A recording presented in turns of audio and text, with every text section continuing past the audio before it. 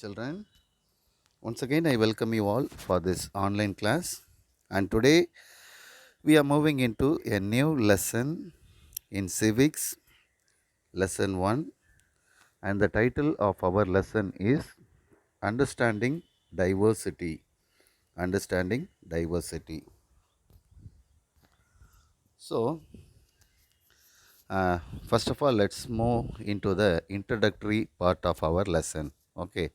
So, diversity.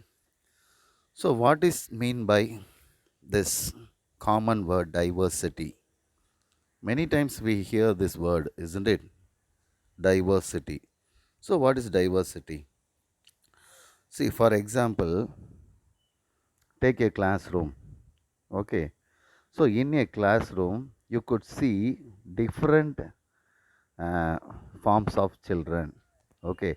Uh, Students having different appearance. Okay. For example, look at this picture. So you could see lot of differences among the children in the classroom, isn't it? See, there are boys, girls, isn't it? Fair colored students, dark colored students, gray haired students, then black hair students, isn't it? Short, tall, fat, thin, isn't it? Then big eyes, small eyes. So lot of differences, isn't it? So if you take, for example, a school, you could see lot of differences. Okay, but when you look at our country, India, our country with people, the second most highest populated country in the whole world. So when you look at the people of our country, you could find more variety and more different forms of people live in India.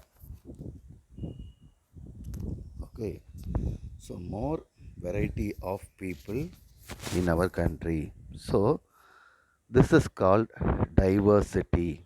Okay, so this is called diversity. That is people having variety of different nature. We call the diversity. Okay. Okay, now let's move on to the first topic of our lesson, diversity in India. So our Indian civilization is nearly 5000 years old. Okay, so what is civilization?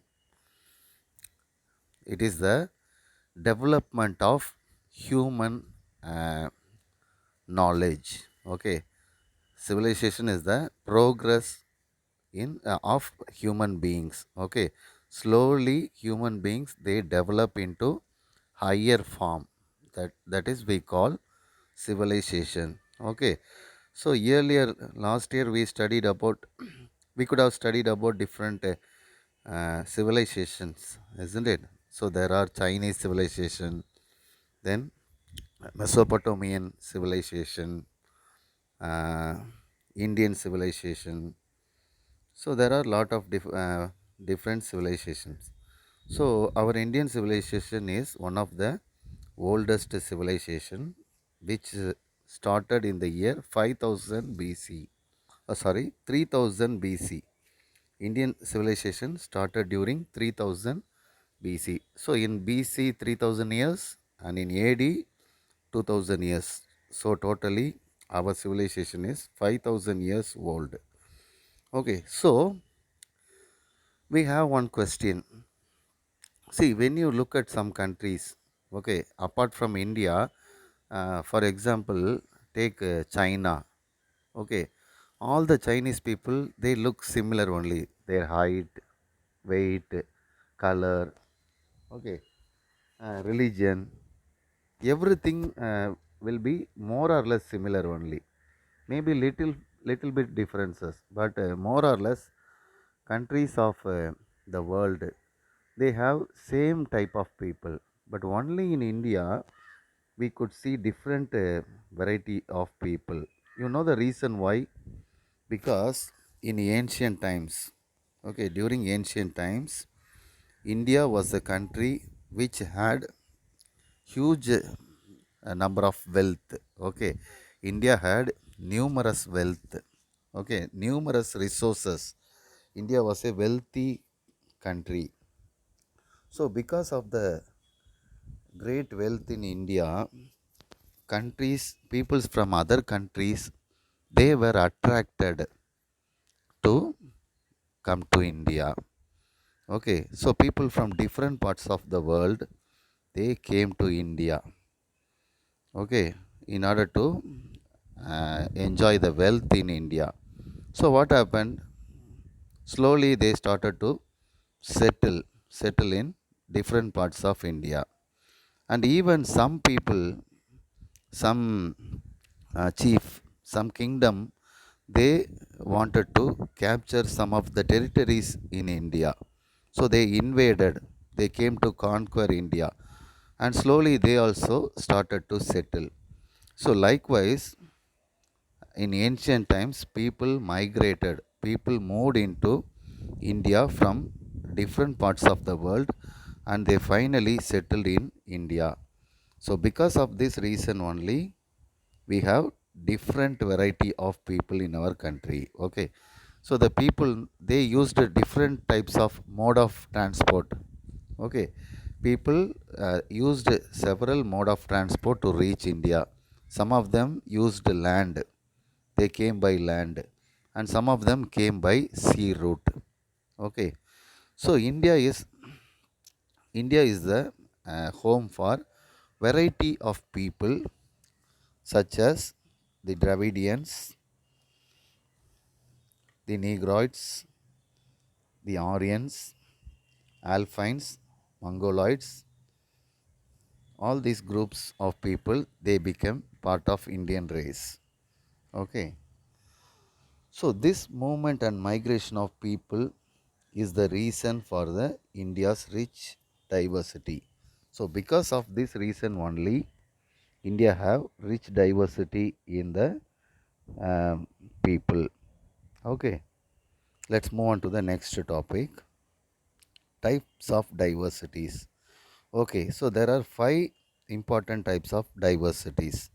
What are they? Land form and lifestyle diversities, social diversity, religious diversity, linguistic diversity, and cultural diversity.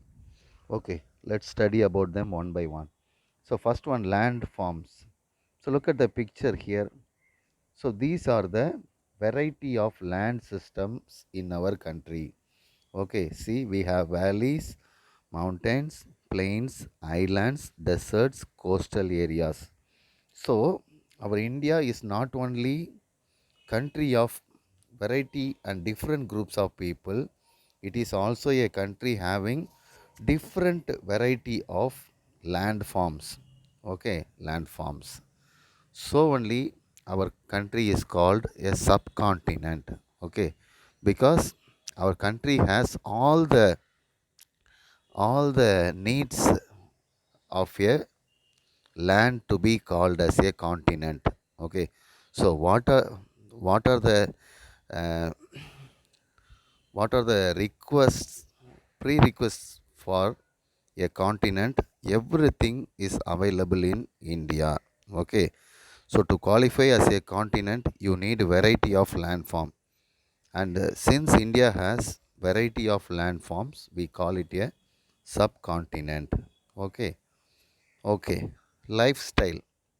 Previously we studied about landform, different variety of landform. Now we study about lifestyle of variety of lifestyle of people.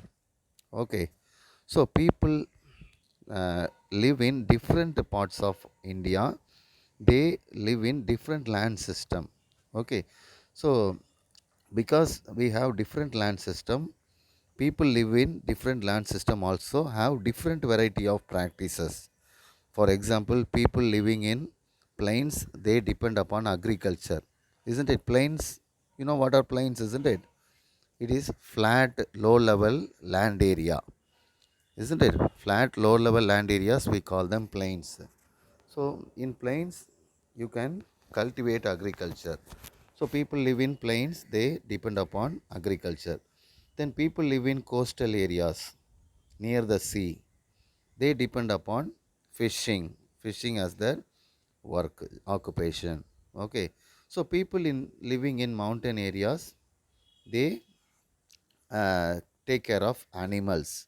Okay, because mountains have a lot of plants, shrubs, herbs, they used to take care of animals. Okay, then hilly regions are favorable climatic conditions for cultivating crops like coffee and tea.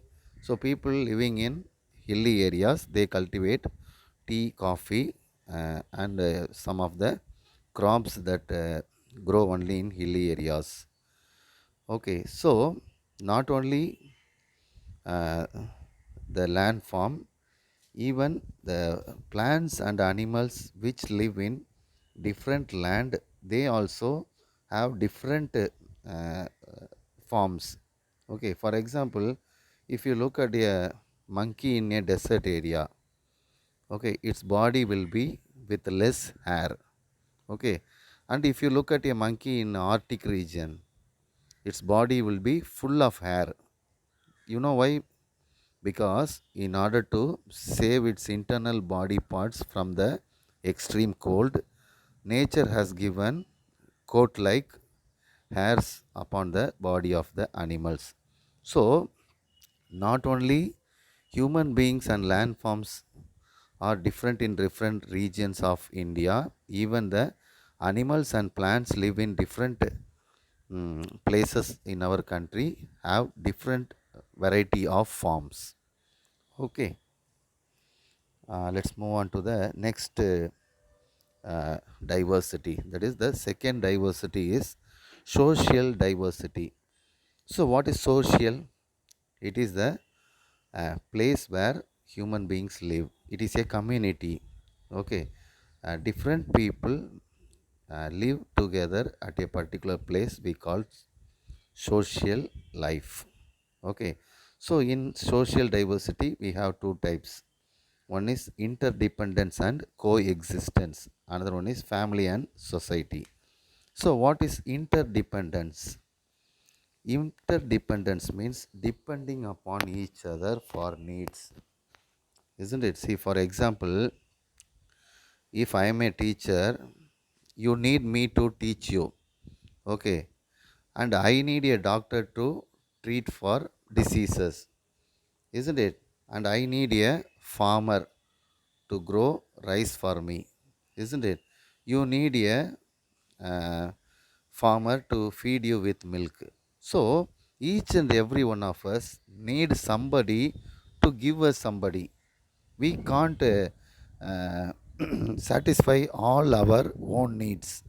You cannot cultivate crops on your own, and you cannot have treatment in your body, and you cannot grow animals, and all the works you alone could not able to perform.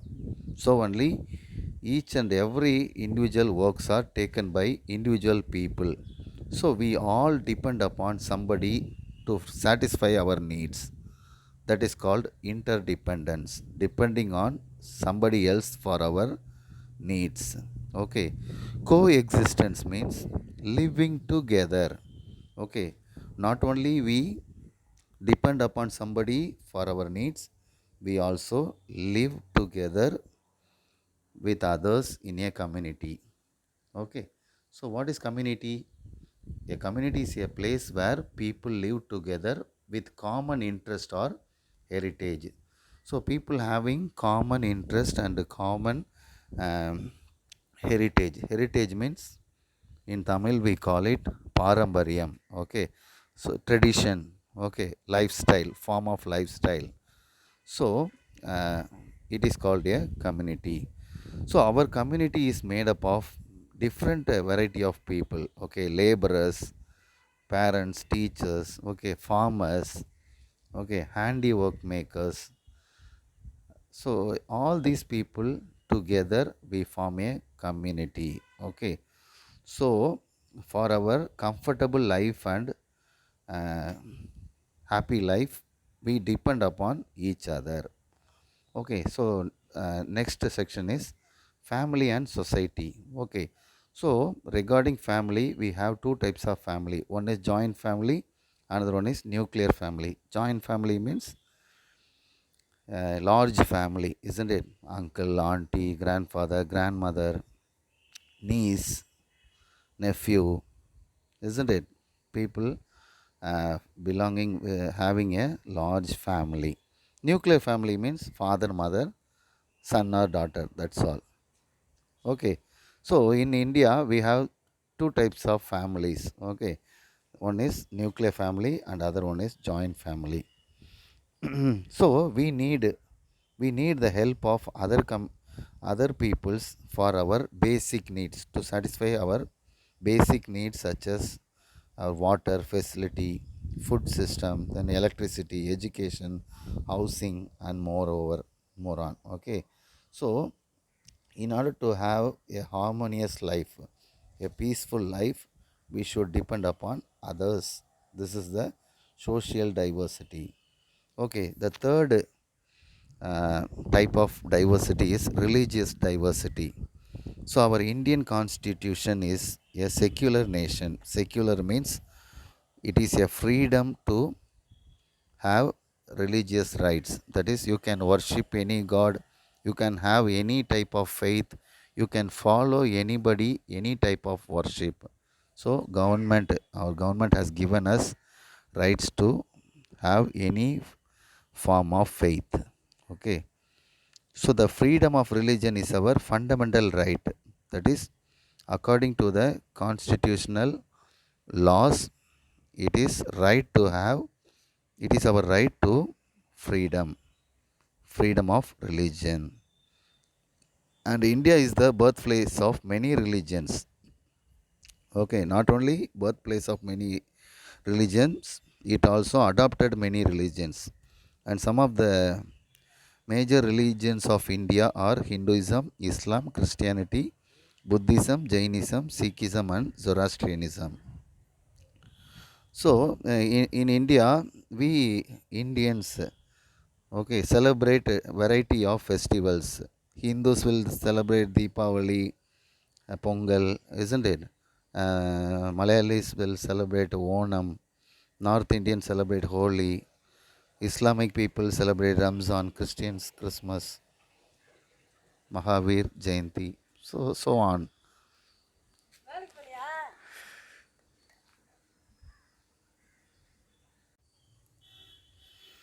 Okay. So the next topic is linguistic diversity. Linguistic diversity. So what is meant by linguistic? That is, it relate to the language we speak. Okay. So in India, India is the country of people speaking huge number of languages. So comparing with the other countries in the world, Indian people speaks more language. Okay. So nearly there are 122 major languages in India. Not only that, there are also 1599 other languages spoken in India according to the census of 2001. And if you take, we have gone past 20 years now. So the number could be more even. Okay. And moreover, there are four major languages. The language system is divided, major language system is divided into four. One is Indo-Aryan, another one is Dravidian, then Austro-Asiatic and Sino-Tibetan. These are the four major divisions of languages in India. Okay, and Tamil is the oldest Dravidian language. Not only oldest Dravidian language, and scholars say Tamil is the oldest language in the whole world. Okay, but in our syllabus it is given Tamil is the oldest Dravidian language. So what are Dravidian languages? All the South Indian languages, we call them Dravidian language. Telugu, Malayalam, uh, Kannada, Tulu, they are called Dravidian languages. Okay, so not only that, people from Europe, they uh, came to India for trade and attracted by the wealth of India. So Portuguese, Dutch, British, Danish, French, they all came to India. So India was uh, invaded. India was captured by British, we all know, isn't it? So for nearly 300 years, India was ruled by the Britishers. So as the impact of their rule, they left behind English language in our country. So English became one of the prominent languages of India. So in schools, medium of instructions, and colleges, English became medium of instructions. Okay. All over the India, English became the communicative language also. Okay, now let's move on to the next diversity, that is the cultural diversity. So, what is culture? It refers to the customs and practices of the people. Okay, so from for huge number of years, from ancient times, people follow some procedures, some way of life, that is called culture. See, for example, we have Jallikattu practice, isn't it? If you go to South India during the month of January, people used to have this famous event, Jallikattu. Okay, so it is a cultural heritage of our country, of Tamil people. Okay, so this is a culture, form of culture, isn't it? So, what are the things involved in culture? Language, dress code, cuisine, religion, social habits, music, art, and architecture, isn't it? Language. So language depends belongs to our culture, isn't it? It is from ancient we are adapted to the language which we speak. Our parents, our grandparents, our foreparents, they spoke the words which we speak today. Dress code. See, when you look at the dress code of the people, look at the dresses they wear. By looking at them, we can identify even about them, isn't it? South Indian women, they wear saris, isn't it? So when you look at a woman wearing a sari, you could identify they belong to the southern part of India, isn't it? And pajamas, kurtis, isn't it? So these variety of dresses, they have cultural background. Okay. Food, cuisine is food you eat.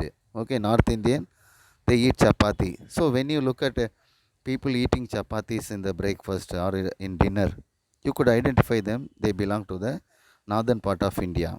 And idlis, rice, they belong to the southern people, isn't it? So if you look at the idlis and sambar, rice and all, you can identify they belong to the southern part of India. So these are the uh, cultural evidences, that gives information regarding the diversities in our country. Okay, uh, so not only these things, what we studied so far belongs to the cultural diversity. Another thing is music and dance. Okay, so in India, music and dance are very popular. They belong to cultural diversity. Okay, so, in ancient times, people dance to celebrate. Okay, dance was considered as a way of happiness, celebration, worship, thanksgiving to God, joyful moment. So always whenever people dance, they also used music along dance. So music and dance go hand in hand, they always come together. Okay, so dances also, in different parts of our country, they have different variety of dances, musics.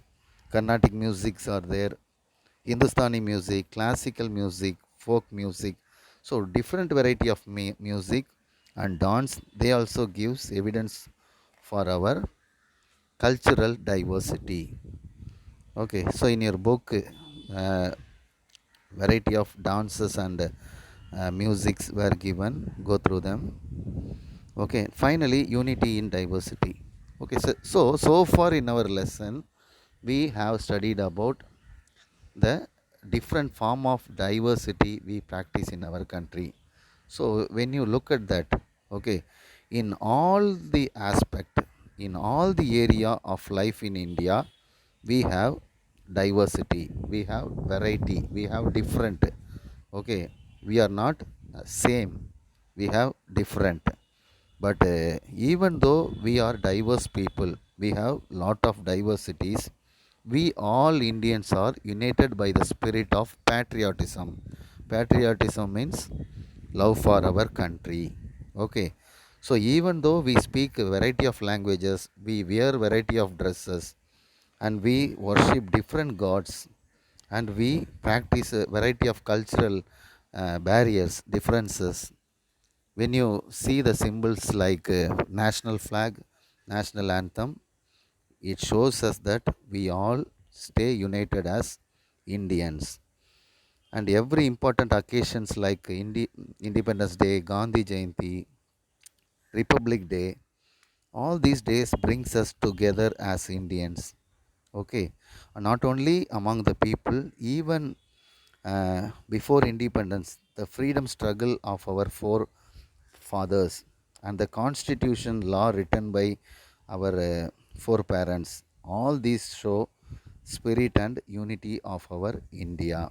Okay, and the phrase unity in diversity was coined by, it was written by Pandit Jawaharlal Nehru, our first prime minister in our independent India, in his book called Discovery of India.